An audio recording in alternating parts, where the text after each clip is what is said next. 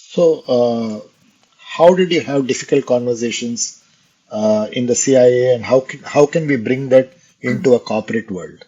So again, it is just having the conversation. It's not overthinking it. There's not like some formula where you say, okay, well, first you say this and then you say that.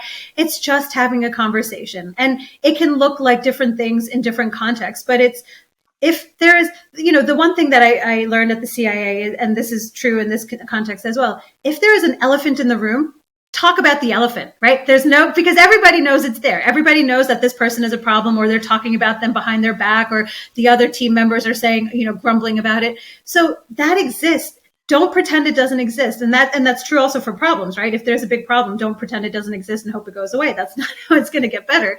So just have the conversation. And whether it's the line manager or somebody from HR, it's having that frank conversation. And again, doing it in a way that's not, hey, either you do this and you shape up or you ship out. It's more, hey, this is the problem as we see it. Let's be very clear about, look, these were the standards and the expectations that we set out from the outset.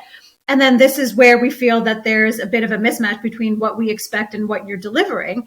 Here are some of the ideas we have about how we can close that gap. Do you have any other ideas? And if we, were to go through a program of, I don't know, again, upskilling or training or whatever, are you going to commit to it? Because sometimes people don't want to commit. Sometimes people actually do just want to half-ass it. And then again, if you have that conversation, you'll get an understanding of, does this person want to get better? And can we help them? Or if they don't, then maybe it's time to ask them to leave. And then it's having that second tough conversation of, okay, well, we're going to have to ask you to leave. And so again, it's like I said, it's not all or nothing. It's not, either, one day they're there and they're a problem and the next day they're fired. It's giving people an opportunity to raise their standards and their performance. And then if they don't, then yes, having potentially that conversation to say it's time to go. But also I think it starts even before these difficult conversations arrive. It fundamentally begins with setting the expectations from the beginning and being very clear about, this is what we expect. This is how, your performance will be assessed, and not just leaving it then, okay, we'll have this one conversation and then we'll only talk to you, at the end of the year during your performance review. It's having regular check-ins and saying how, not every day or every week, but, maybe every few months or every 6 months, and just saying, hey, look, these were the standards and the expectations we communicated. This is what you agreed to do.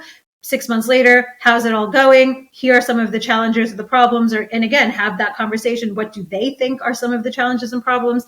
And then having that performance review that accurately captures where they're at. Again, it's not, I think nobody is served by pretending something is better than it is, but also people need to be given an opportunity to first understand what's expected of them, and then the tools to deliver that. And as long as you've created clear expectations and communicated those expectations, and empowered them with the tools or the resources they need, then it really shouldn't be that, and having regular communication, it shouldn't be that hard for people to deliver what you need them to deliver.